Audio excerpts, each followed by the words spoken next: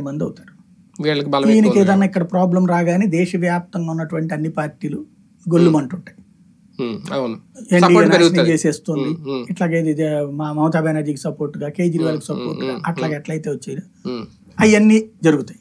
ఆ విధమైనటువంటి సపోర్ట్ వస్తుంది ఒక ఆస్పెక్ట్ లో చూసుకుంటే.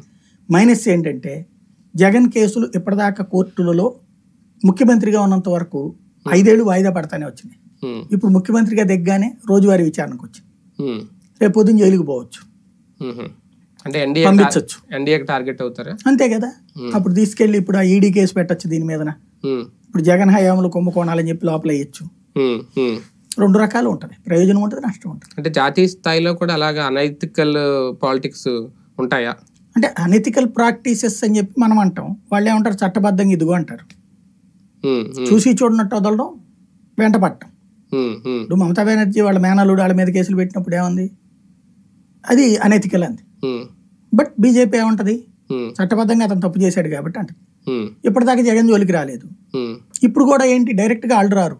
తెలుగుదేశం ఫర్ ఎగ్జాంపుల్ దీని మీద ఏదో పెడతానన్నారు మద్యం మీద, రేపు పొద్దున్న దాని మీద ఈడీ కేసు అంటారు, అంతే కదా. ఇప్పుడు చంద్రబాబు నాయుడు మీద స్కిల్ డెవలప్మెంట్ కేసులో ముందు వాళ్ళని అరెస్ట్ చేశారు కదా, అట్లాంటివి జరుగుతాయి రేపు పొద్దున, దానికి భయపడాల్సి ఉంటుంది. అంటే దేశవ్యాప్తంగా కూడా కొంతవరకు నష్టం వాటిల్లదా అనైతికల్ పాలిటిక్స్ అని? ఇప్పటికే బీజేపీ మీద ఇప్పుడు ఒక ఆమ్ ఆద్మీ డెవలప్ అవుతున్న, ఐఎన్డీఏ కూటమి బలం పెరుగుతున్న, తెలంగాణలో బీఆర్ఎస్ టార్గెట్ చేసి కవితను అరెస్ట్ చేసిన, కేజ్రీవాల్ అరెస్ట్ చేసిన, ఆ ఎఫెక్ట్ అయితే కనిపిస్తుంది కదా. రేపు పొద్దున జగన్ విషయంలో కూడా అలా చూస్తే ఇప్పటికే కాస్తంత